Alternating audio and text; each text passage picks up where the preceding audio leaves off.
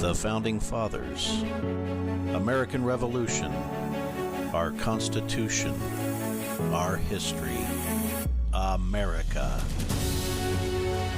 Thanks so much for tuning in as we discuss the people, places, events, and battles that turned 13 separate colonies into the greatest nation on earth, the United States.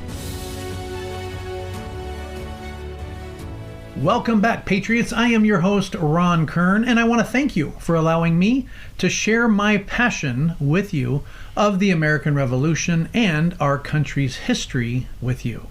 It has been a hot minute since my bride has joined us, but today she is here, and she's going to be providing additional input as well as giving your ears a break in not having to listen to just my voice.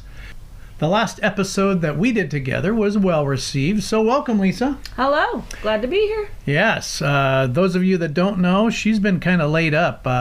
She does some equine therapy and was kicked by a horse a month ago, which wasn't good. Got a little broken bones. Her left forearm, both of those bones, what are those called? Radius and ulna. Both of them are broken. So she has been teaching me how to do laundry, and I've been waiting on her hand and foot, right? Yes. All right. I paid her $20. You can't see that because this is audio only, but it's pretty cool when you have two different points of view, so I'm glad that she's here. Our last chronological episode discussed was, one of my favorites actually, the March to and the Battle of Quebec, which was back in episode number 29. I'm excited to continue the timeline with today's show, as it's been a little bit. In this episode, we are going to talk about an expedition that was absolutely remarkable. It was also critically important to the early part of the war, and we're going to discuss its impact, key players involved, and several other interesting stories and tidbits of information that I think you're going to find pretty darn interesting. And there's so much to this person, his life, and accomplishments. So with that, let's get started. At about the same time as the march to Quebec was taking place, this expedition that I'm going to cover today was also taking place, and I'm referring to what is now called the Knox Expedition. One of the most unlikely heroes of the Revolution, Henry Knox is truly understated and not talked about enough, in my opinion.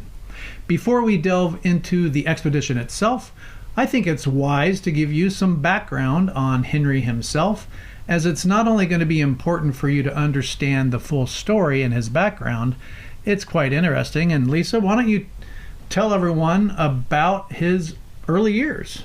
Alrighty. Henry Knox was born in Boston in 1750, and he was the seventh child out of 10 to William and Mary Knox. 10 kids? 10 kids. That's how many we had, right? I think several of them didn't survive, yeah, which was common back in those days. Yeah, for sure. But 10? A lot. That's a lot. All right, anyway. Henry's father was a shipmaster, and he was on the sea a lot, conducting trade to many areas, but primarily in the West Indies.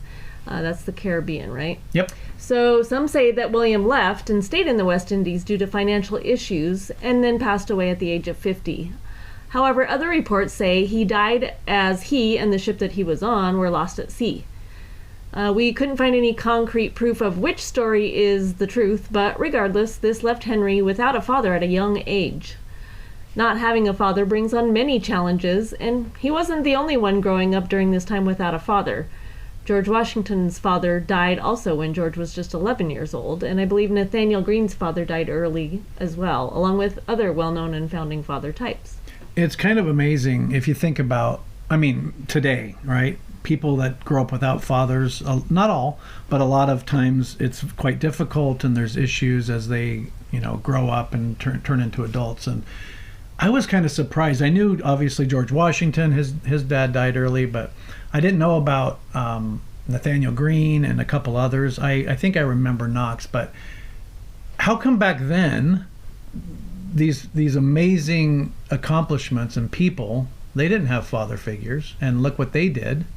And maybe it's just a because we're only looking at a select few. Maybe out of the 2 million population at the time in the 13 colonies, maybe there was a lot more that had issues. But I just think it's weird or odd that so many success stories came from our founding fathers that didn't have a father figure to look up to, you know? I think there was more collaboration between families. There was other family members that could step in as a father figure, maybe, as well as, like in the case of Henry Knox and some others, they had other people around them, either in the military or in the community, that stepped in and kind of stepped up to that role for them and had mentors a lot more than people do now. Oh, that's a good point, because typically many families, you know, once a couple had kids and the kids had their kids, they were within a 5 to 15 mile radius, so they had a lot of family resources. And now, I mean, we're lucky and blessed because our kids live close to us and our granddaughter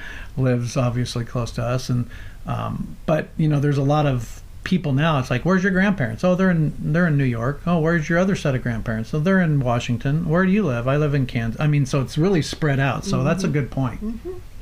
So Henry, now fatherless, had to learn how to help his family the best he could, as he was the oldest male in the family after his father died. And by oldest in the family, I mean he was only 9 years old, so that's pretty young. He left school and started working as a clerk in a Boston bookstore. Can you imagine quitting school and taking a job at the age of 9? Children did work a lot younger back in those days. 9. But 9. Yes. I don't even, I can't even comprehend 9. Was I still in diapers at 9? I don't know. I'm probably not too far off of going back into diapers, but yeah, at 9 years old, that's crazy. You know, it's important to me, and maybe it's a pet peeve, but I want to note that he wasn't always what you see in paintings of Henry Knox. Like, you know, you Google Henry Knox, you're going to bring up pictures. And many podcasts that I've listened to, articles that I've read, books that I've read, always seem to state that he was a portly, large, big man standing 6 foot tall and over 250 pounds. And some even refer to him as just fat. I think that's rude, but he really was a massive human being, for sure, when you compared him to others of the time. I mean, but I want you to realize how he and people looked in the paintings, which was as an adult and after the war or during the war, doesn't mean that he was always like that. It's interesting that when we see or hear of a person, we picture them, maybe a certain event or a time frame, we picture them and that we assume that that's the way they've been forever. I think that's really true with people like Martha Washington. All the pictures that we see of Martha Washington are when she was old and, you know, looked like an old grandma with white hair, and she was heavy set, and she was actually a lovely woman in her youth. Well, and that was, you know, I was going to mention that, but you beat me to the punch. But, you know, you picture Martha Washington. If I say Martha Washington, or Lisa just did, you probably already had a vision of what she looked like. Short, gray hair, plump. She was a looker. Martha Washington Young was one of the most attractive women in the colonies, and probably it didn't hurt that she was the richest, you know, woman in all of the colonies. So, but yeah, I mean, you say George Washington, many of you likely pictured older man, and what George Washington looked like? Well, he looked like what he's on the dollar bill. He was amazing, young, strong. In fact, he was so strong back then. I mean, they had contests and he would always win. But anyway, you know, Martha Washington too, she was quite the looker. And just remember, we only have paintings of people during the Revolution, so we don't have any social media accounts to peruse. We don't have any baby pictures to ponder and remember. And I guess I say all of this because I think very highly of Henry Knox. And almost everything I read or hear about him is how big and fat he was. He was so much more than that, which is the point I'm trying to get across now. And so I digress, and I will step off of my soapbox now. You know, in fact, when Henry was young, like many young kids, especially in Boston at the time, they were involved in gangs, and gangs fight. He became one of the absolute most feared fighters in the entire city of Boston. and he won almost all of his fistfights. In short, he was just a heck of a fighter and boxed his way to basically nobody was going to mess with him going forward. In fact, nobody would challenge him. He was just that good. So at a super young age, he was working in the bookstore to help his mother pay bills at 9. That's just insane. The owner of the bookstore was Nicholas Bowes, or Bowes, I'm not sure. I'm going to go with Bowes. That just sounds better. So Nicholas Bowes owned a bookstore, and he really liked Knox. And I don't want to say he took on the role of a full-fledged father figure, but he was there for Henry whenever he needed something, and he was also very supportive of Knox. And he really encouraged Henry to read as much as possible. We wondered if Mr. Bowes had any knowledge of just what kind of a positive impact he made for Henry, which would then in turn be so important for the Revolutionary War. Well, we had to do some digging, but found out that he unfortunately passed away in 1777. So he died prior to seeing all that Knox would accomplish, and prior to America becoming its own country. A sad deal for sure, but sometimes the ripples and effect you have on someone's life through your own actions could be so much more than you think. Although you, and in this case Mr. Bowes, may not always see the outcome of your actions, never forget your acts of kindness, support, encouragement, or help may end up being invaluable to someone and could be extremely valuable and beneficial.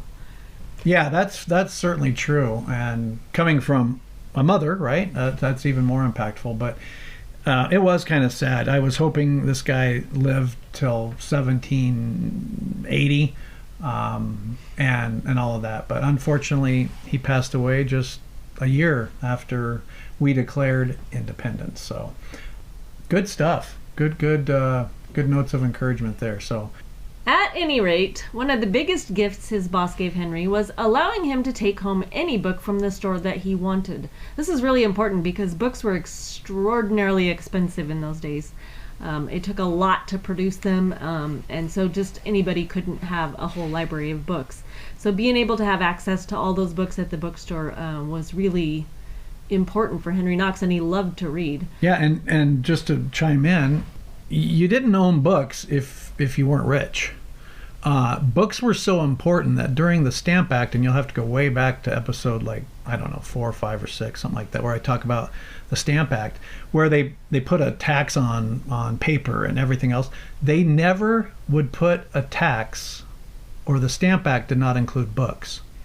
So even British knew how important books were. And let's talk about books, right?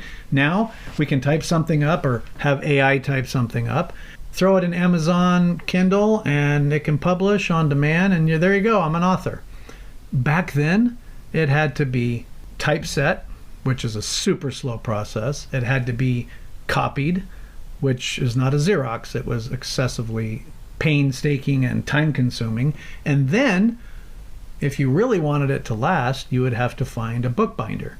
And depending on what material, oftentimes leather, that was really, really expensive. So when you hear, or if you have heard of George Washington's library, Thomas Jefferson's massive library, which eventually after his death started the what?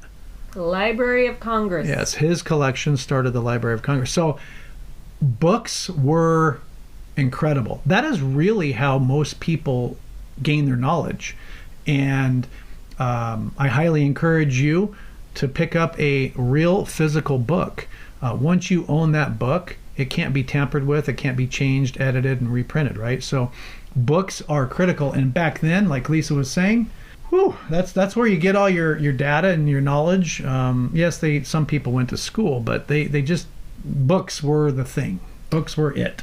Yeah, and a lot of the most well-educated people read so many books we can't even comprehend.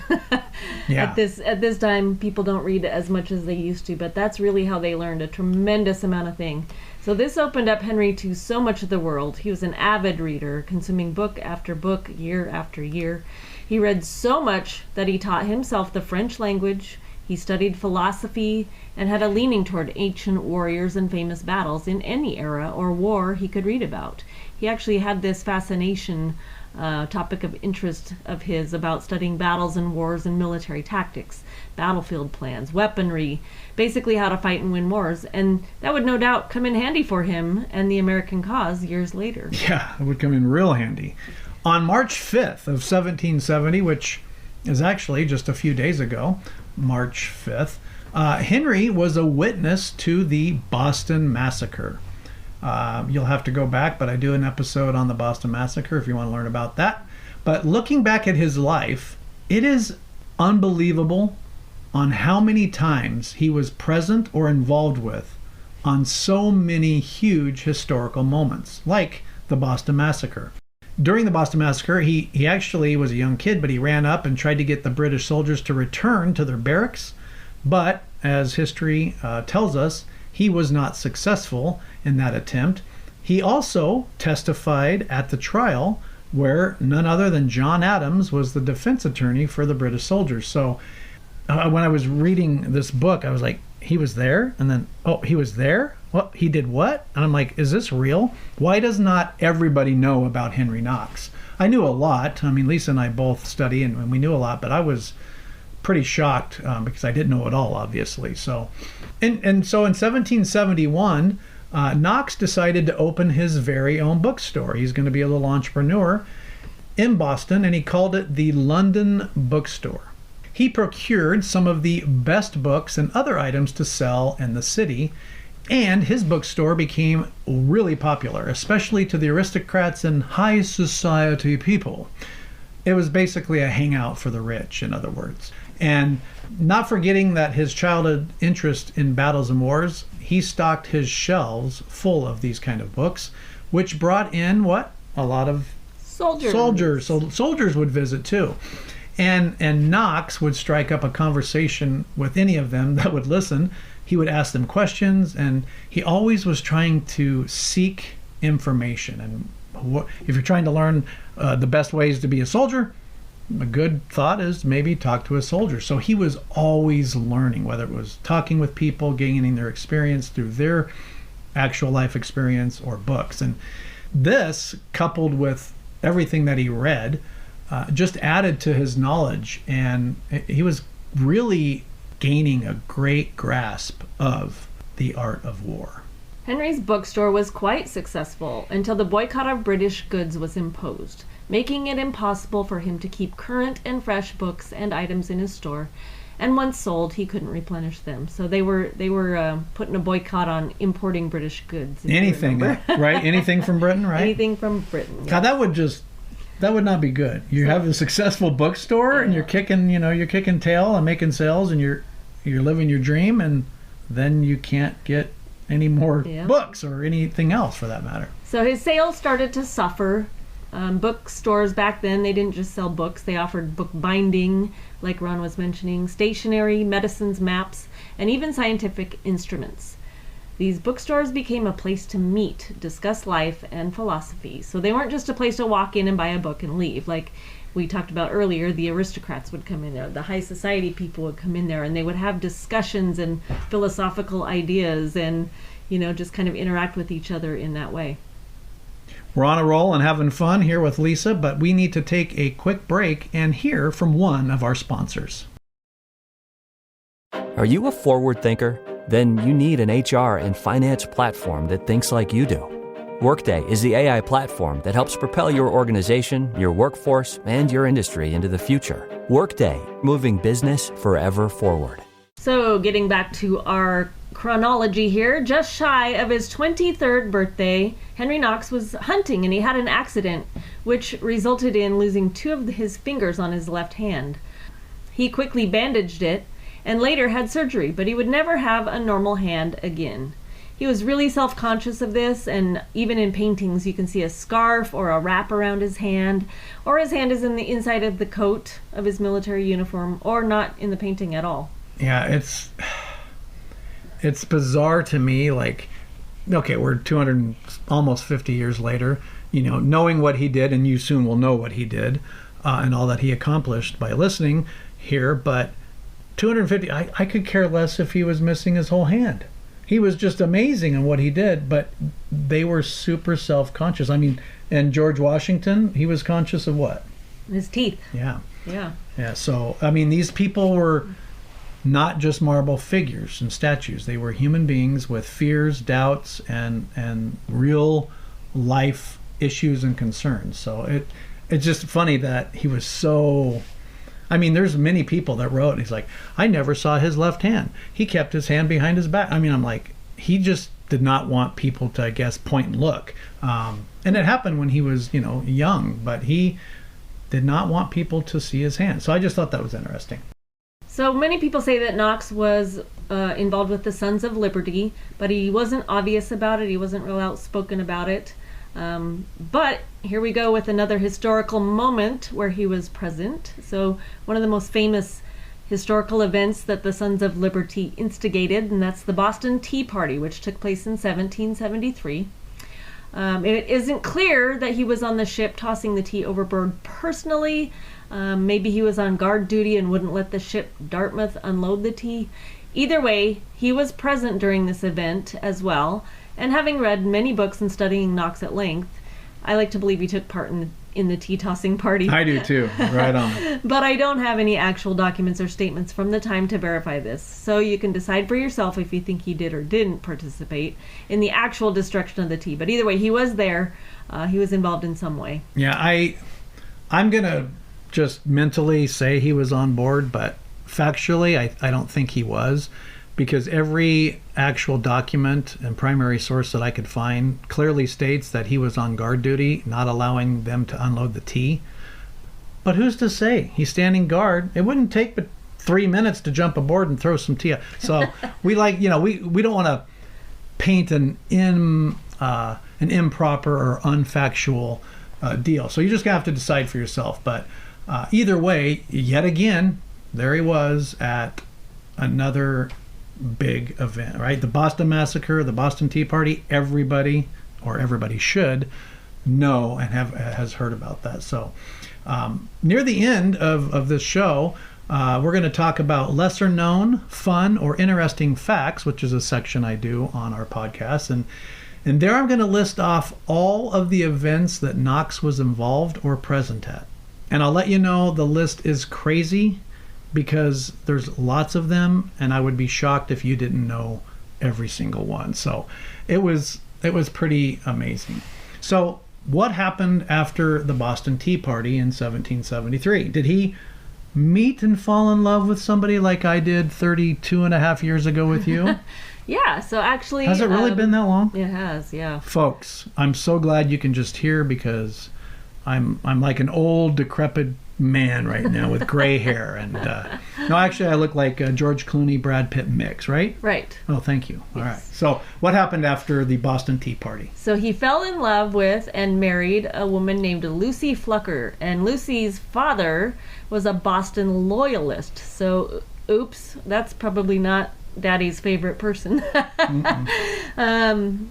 He was really obvious in supporting Britain and the king, and Lucy's brother was in the British Army, and they did all they could to get Henry Knox to join the British side.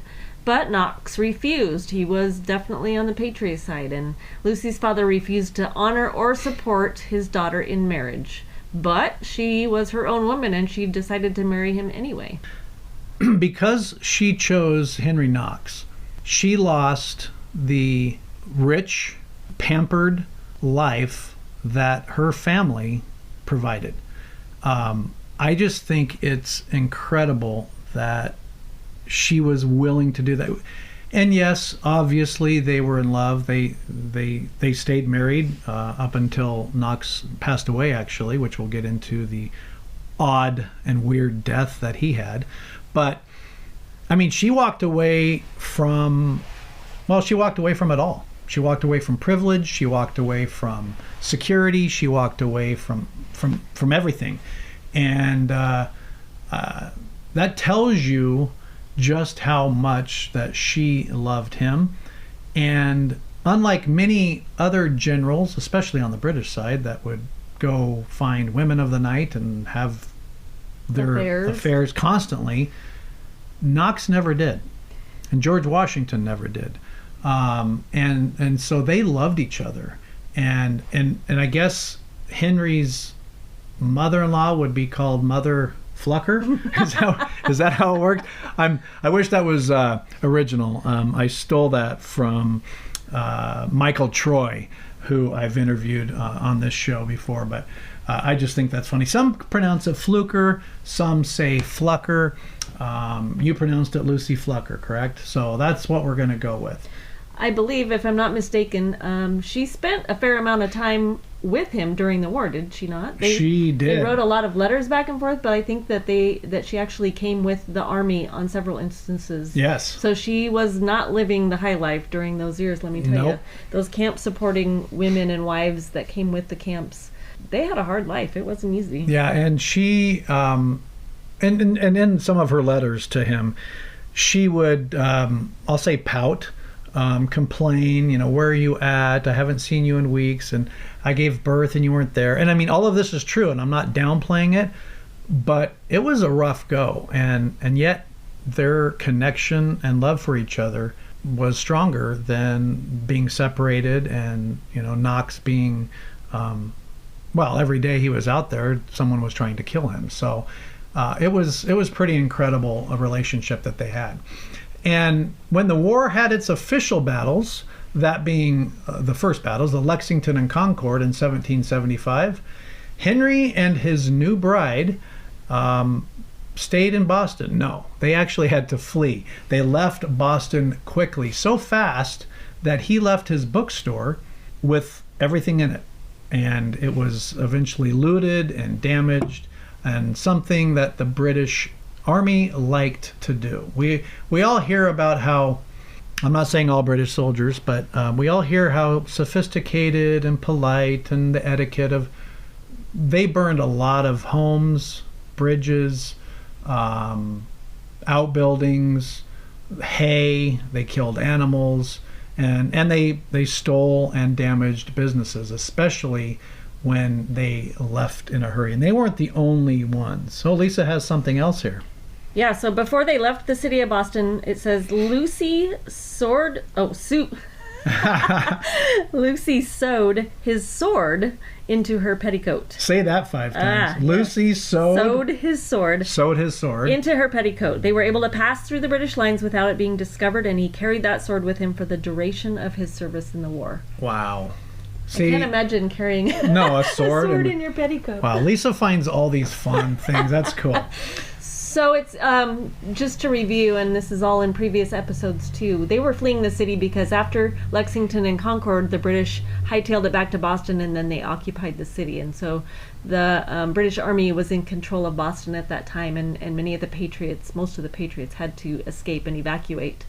So they left town. Yeah, if you were a Patriot or you were kind of in the camp of wanting or gaining independence, Boston was not the place that you wanted to be. So Knox was then put under the command of General Artemus Ward.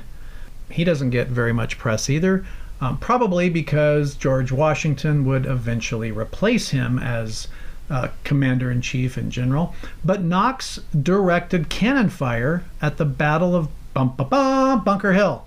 Another, right? So we have the Boston Massacre, we have the Boston Tea Party, and now Bunker Hill. All of these I'm sure you've heard of. He was there directing cannon fire at Bunker Hill. So yet another famous event where Knox was not only present and watching, he actively participated in it. And when Washington arrived in July of 1775, he met Henry Knox, and the two quickly became pretty well acquainted. And Washington immediately took a liking to Knox and was very impressed with his actions. And Knox was then asked by Washington to join him in several meetings with other generals as the Continental Army continued to be formed. So yeah, this kind of starts out Knox's artillery career, so to speak, right? This is kind of his first chance to put into action all of that knowledge that he read in books, got put in charge of the artillery and the cannons at Bunker Hill. Washington had a real good knack of finding people that would eventually excel in the position that he put them in. This, with Knox, was absolutely no exception. He saw in Knox a can-do kind of attitude, a go-getter, somebody that could get the job done regardless of how insane or crazy it is, which we'll get into here momentarily. But Washington did this with who else? Anybody? How about Alexander Hamilton? How about Nathaniel Greene, who had no knowledge except for reading books? Alexander Hamilton had no war experience. Many of these young, Marquis de Lafayette, who also became very good friends. I do a whole episode on him, so make sure you listen to that. But he had a great, and that was part of his Washington's leadership. He could find, I'll say, diamonds in the rough and put them in positions where they were going to succeed and excel. And Washington, although I would agree he was not the the most brilliant military tactician and battlefield commander, his leadership is second to none. And it's just, here's another example. And one of the first actual examples, and he saw in Henry Knox. Henry Knox had no war experience. He was a bookseller. He sold books in Boston. He just recently got married. He wasn't wealthy. You know, all of the things that you could write down on the do not hire this person, that would have been Knox. But Washington could always see the genius of people. And trust me, he could see the non-genius and would get rid of people quickly as well. So it wasn't like he was just looking at people and being optimistic. Oh, I think you could. He knew. So that was one of Washington's geniuses as well. So Knox didn't even have a commission or a rank in the Army, and none other than John Adams. John Adams was, he's amazing too. He worked really hard to get Knox a commission.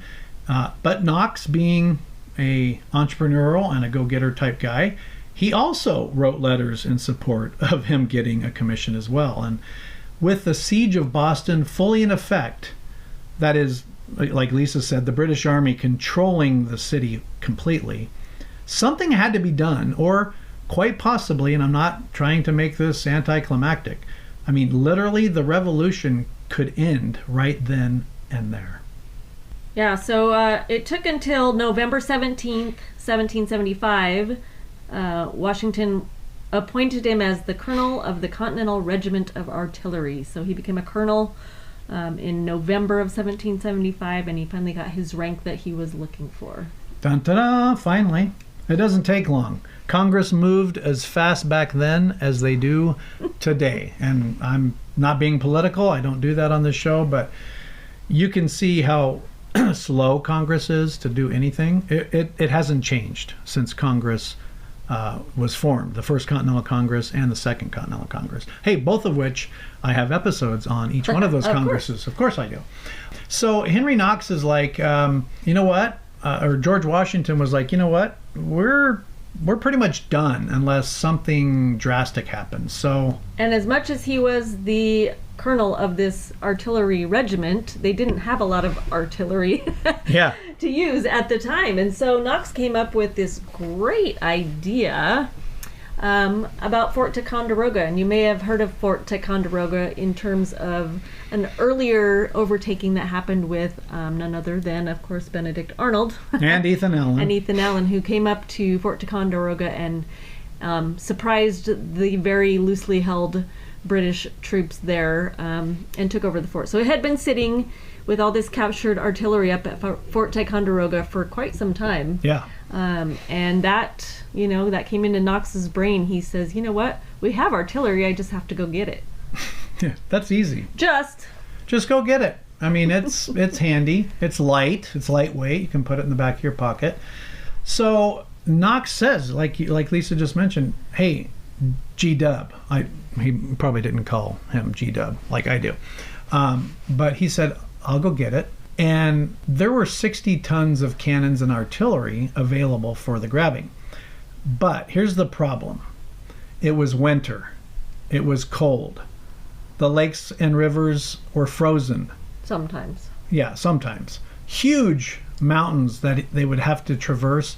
But thankfully, the journey was just a short 300 miles. 300 miles. Of wilderness. So we are, I'm sure you know this because I've mentioned it a couple times, but we're located in southern Idaho.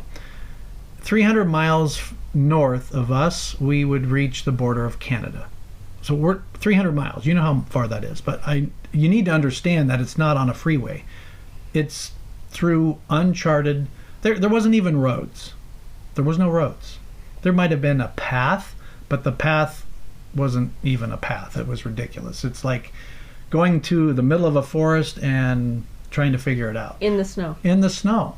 So what could possibly go wrong in trying to bring back 120,000 pounds of super heavy artillery items, cannons, mortars, during the winter with no roads, and we're only going to use some horse, some oxen, and ropes and pulleys. If you haven't picked up on it yet, Knox is quite a go-getter and an entrepreneur. He started his own bookstore, he married a daughter of a loyalist when her father and everyone else tried to stop it, he directed the cannon at Bunker Hill, and now he was offering to do something that he, nor anyone else for that matter, had ever done. Not even close. Nobody had ever attempted anything like this before. And by the way, they haven't really accomplished anything that major since either. No, they have not. Now, granted, now we have helicopters and things like that, but we'll get into what people say about this expedition here a little bit later. This is a pretty good place in the episode to press pause on, and we are going to consider this episode a part 1. Part 2 will be coming out soon, so you definitely want to check back and listen to part 2. We're going to go over the actual expedition, read some of his very insightful and meaningful diary entries, and then explain what happens if he can get back to Boston and what happens there. So make sure you subscribe to this podcast if you haven't already, so you get notified when part 2 of the Knox Expedition is published. Thanks for listening, and hope that you tune in next time with us here at the Patriot Power Podcast. Make sure that you hit subscribe so you'll get notified when our new episodes are available for you. And we hope that you check out our websites, which include our show notes, links, documents, and more at patriotpowerpodcast.com or ilovegeorgewashington.com. Until next time, hope that you and your family have a blessed week. And remember, be safe and tell a veteran thanks for their service.